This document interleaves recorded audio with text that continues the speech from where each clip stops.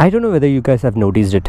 When Samsung actually launches a phone, they used to make a lighter version of the phone so that it is little more affordable to common man. And that has been a huge hit in the mobile phone industry. And today, we have the Triumph, which is the Speed 400 Lite. What's up YouTube? Welcome to a new video, and today we have the Triumph Speed T4. So this is essentially the Speed 400 with a detuned version. And I don't have much time on this motorcycle, but to be honest, I thought I would be able to make a detailed review, but honestly, I'll tell you that I got a lot of opportunity to test this motorcycle inside city as well as on the highway, and consider this as my detailed review from my side. First, look at the styling. So basically, this is the smaller version of the Speed 400, and the Speed 400 is actually a smaller bike as such, but this one is a little more smaller version of the Speed 400. So from the outlook, this is a very premium motorcycle. Look at the tank. The tank actually always reminds me of that Trident 660, a very classy and neat looking tank. So let's start from the front. Looking at the design, the first thing you see is you don't get an upside down forks. It's a conventional fork and a nice looking headlight with the Triumph logo over there, and headlight performance is good. I like it. I have to say that the longer throw is good, but it's not so wider. And here we'll see the Triumph's 400cc engine we have seen with the Speed 400.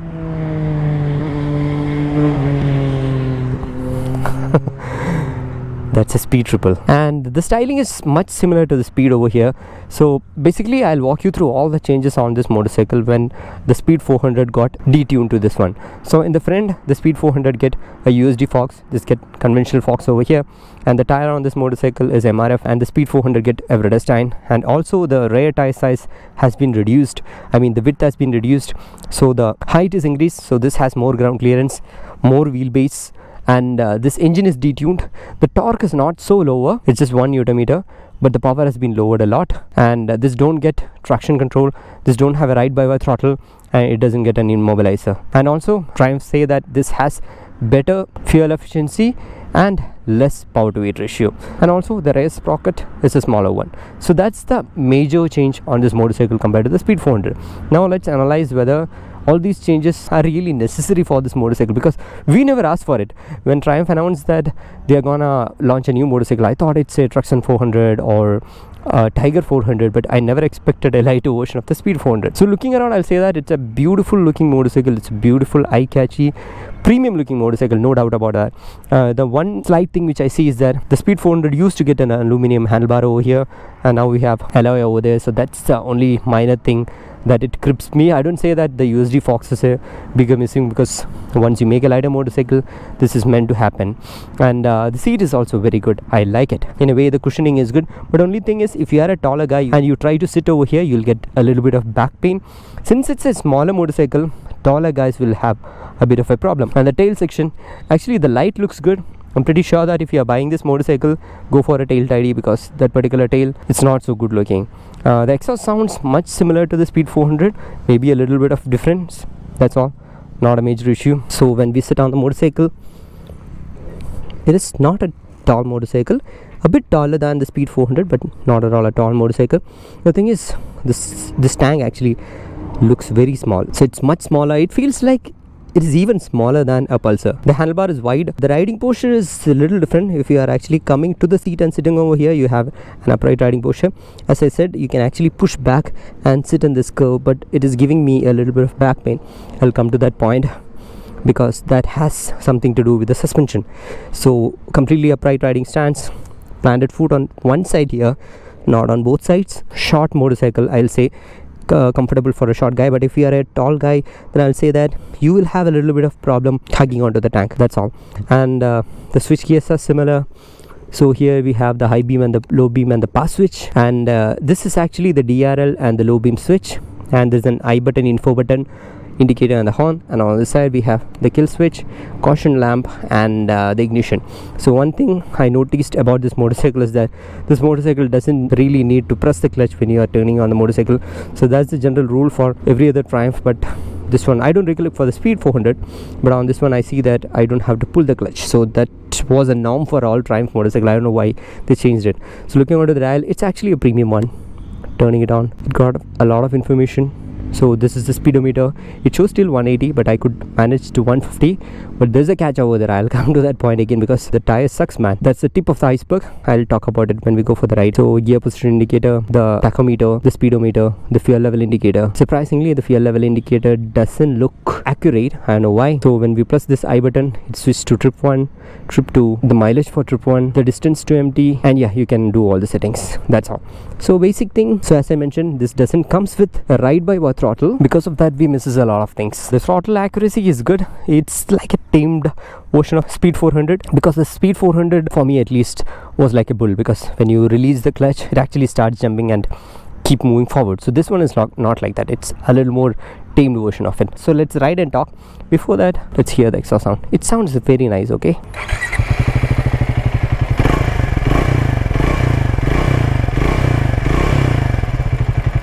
I actually heard this exhaust when I was outside on the road. I was standing near the footpath and it sounds brilliant when you are riding it, but when you sit on the bike, it doesn't sound so good. But it's okay. I mean, it's a personal taste, but from outside, if somebody is standing on the road, they could hear the exhaust sound, and it's a little loud motorcycle, that's all. So let's talk about the things when we go for the ride. So before I pull it hard, let me show the torque. So I'm putting onto the first gear, so just gently releasing the clutch. The bike is actually moving. No knocking, nothing. It's actually moving. That means that this is nowhere a slow motorcycle, even though it's a lighter version of the Speed 400. It's definitely not a slow motorcycle. So now let's pull it hard.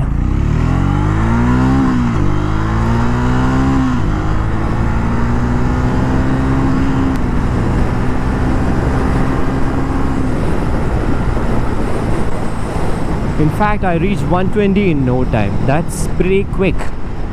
Because when Triumph has detuned the engine, I don't want to call it as a detune, it's a reconfigured the Speed 400 engine. They made a lot of change. So they preserved the torque, just a 1 Newton meter torque difference, that's all. But they have played with the power a lot. So the bike is actually faster to 120, no doubt on that. And I did a top speed of 150, but I was not confident on that speed. When I did a top speed of 170, I think 75 on a Speed 400, I was pretty confident on that, because the engine can do better things on this motorcycle. But the thing is, when Triumph retuned the Speed 400, that dynamics has changed. Now we don't get a USD. The feedback is the front suspension is actually on the softer side, but it bottoms out. It bottoms out if I'm just running through a pothole without knowing. And the rear suspension is actually, to my surprise, it's set onto a harder side. So the thing is, suppose if you are going through a pothole without knowing, the front suspension will bottom out and the rear suspension will break your bottom. So that's the feel. So I didn't find it so comfortable. If you're going in a good road, that's fine, but on a bad road, I'll say that you will get that kind of a hit feel from the rear suspension and the brakes. So the major changes, you get an organic pads on this one. So but I'm little disappointed because the braking is not up to the point. One thing is because the organic pads used on this one, and the second thing is this comes with MRF tire, which is not at all grippy, and the tire size in the rear as well is not actually up to the abilities of this motorcycle. Again, you could ask me that, okay, this is a lighter version of the Speed 400, why you should complain? I'll say you one thing, there is always a legacy for Triumph motorcycles, and the two things which I genuinely like about Triumph motorcycles are, one is braking and another one is suspension. Please ignore the starter coil issues, but yeah, the braking and the suspension. So when it comes to this Triumph, as I mentioned, the suspension, I'm not liking it because of this kind of a setting, and the braking is normal. I don't expect a normal kind of a braking from a Triumph motorcycle. I expect really good braking from a Triumph motorcycle. So in that way, I'll say that braking is a little compromised, the tires are not so great, and the suspension is behaving average. That's how the riding feels. So even the bike can go up to 150. Like I was at 150 and I got a wobble on the handlebar. So you can watch my pure sound video. It has all sort of things that I've done at the high speed. Even when I was shifting at the 4th gear red line, which is at 120 kilometer, I got a wobble. So that means it's all the tire. The tire is actually pretty bad. It's not up to the abilities of this motorcycle. But the good part is the engine is too good. The equipment, the quality of the motorcycle is like too good. Okay, now let's leave all these things. It's actually a very easy riding motorcycle. If you have to push it from the parking lot, or if you have to ride it inside city, or if you have to ride on the highway, you feel effortless. Like it's so easy, so nimble to ride. Even though this is 1 kg heavier than the Speed 400, this doesn't feel heavier at all. It's much easy to ride, and taking a U-turn is not a problem. The clutch feel is good. It's not too hard, it's not light as well. The gear shifts are really good, even though I know that the chain is completely screwed up now because it's too dry. I didn't know that when I picked up this bike. The chain is too dry, but still the gear shifting is good. The overall riding feel is good actually, even though, as I said, when it's a good road, I find it very comfortable to ride this motorcycle. And there is a little bit of heating issue when you are riding in bumper to bumper traffic, say for 5 minutes, then the heat comes in and touches a knee area, so that's there, heating is there. And there is no vibration issue because the motorcycle is actually very refined. I have to say that when you really ring it hard to the red line, yes, there is a bit of a vibration that you can see in the mirror and on the handlebar, but not at all to a level where it's disturbing the rider. So I'm very satisfied riding the motorcycle. And the ownership aspects, so this motorcycle is 2.17 lakh ex-showroom, which is actually 23k cheaper than the Speed 400. This is the T400, the T4. I'll say that, you know, with the 23,000 you're missing a lot. You misses the ride by your throttle, traction control, you miss a lot of power, 1 Newton meter of torque, the USDs, better braking. So in my opinion, if you can spend that 23k, you get a lot of things. So Speed 400 is definitely a value for money. But if you are someone who is actually like roaming around in that 1.5 gap, 1.5 to 2 lakh gap, and you just want to push a little more ahead, you can look into this motorcycle, because you will get a premium motorcycle for this. This is good value for money, but Speed 400 is the best value for money in my opinion. So that's what I'll say. If you can push your budget, that 23k is nothing. I mean, if this motorcycle would have priced at 1.99 lakh ex-showroom, then the taxing would have been different, then the price difference would have been huge, like 40,000 or even more than that on road price. So that makes sense. But with this small gap of price of 23k, I'll say that if you can afford it, go for it. That's my personal feel. Otherwise, yes, you can look at it. This is also a good motorcycle. I'm not demotivating you not to buy this, but I'm saying that there is a better world, like a better elder brother to this motorcycle, that's all. And Triumph claims that this has better mileage.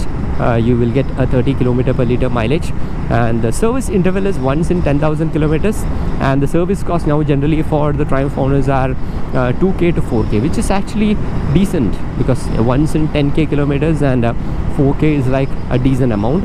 But what I'll tell is that probably that 10k service interval is for the European countries. So if you are riding in a too dusty environment, then I'll say that you have to have an eye on your air filter, have an eye on your engine oil quality. So just be careful on that.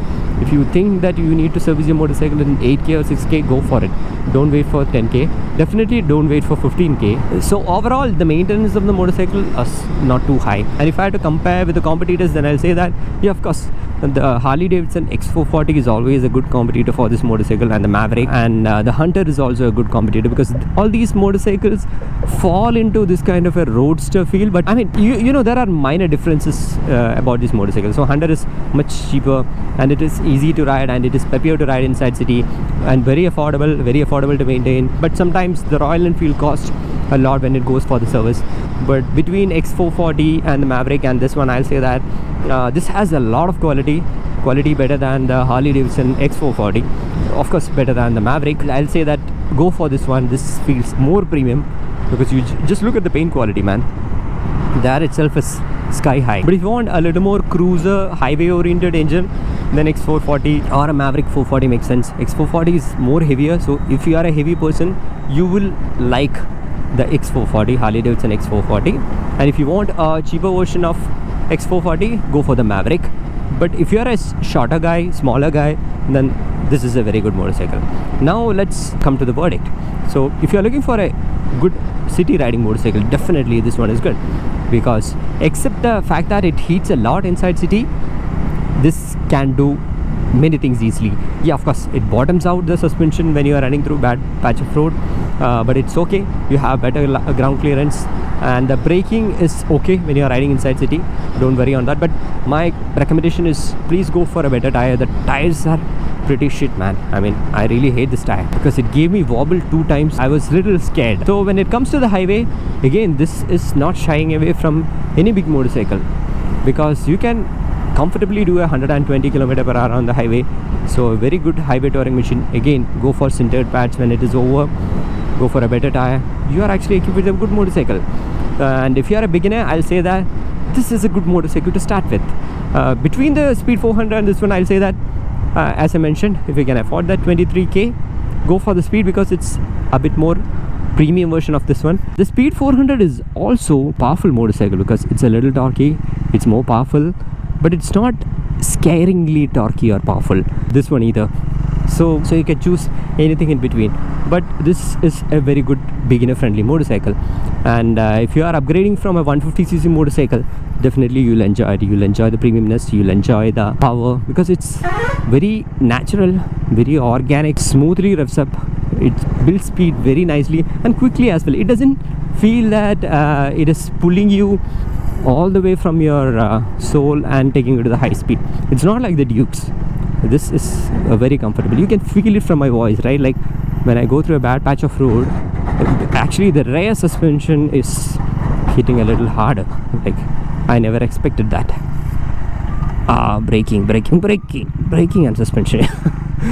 Okay, so that's my feel about this motorcycle. So altogether, I'll say that it's a good quality machine, but we never asked for it. We asked for the Tiger 400. Triumph, if you're hearing that, please bring in a Tiger 400, because you'll be able to bring in a good quality motorcycle in that 400cc segment. So we always look forward for that. And please improve the showroom experience or the service experience, because you know there are a hell lot of showrooms across India now. So I mean, there used to be a time where the Triumph used to have a very premium experience, and when customers enter your showroom, they expect a premium service all the time. But you know, with all these Speed 400s out there, I'm hearing a lot of complaints about the sales and the services. So please improve. So this one is not for the viewers, it's for the company that I know. But still, if you're going to buy this motorcycle, you have to keep in mind that you're not actually stepping into a Ducati or a BMW to purchase, because right now I feel that I hear it from many people. That's why I'm openly telling, and it's in 2024, that you don't get a so premium kind of an experience from a Triumph showroom. The showroom might look good, but you know, the experience, that's what I'm telling. It's a very open talk. So I hope this video is helpful for you, and as always, show some love in the form of likes and comments. See you in the next video. Until then, bye bye.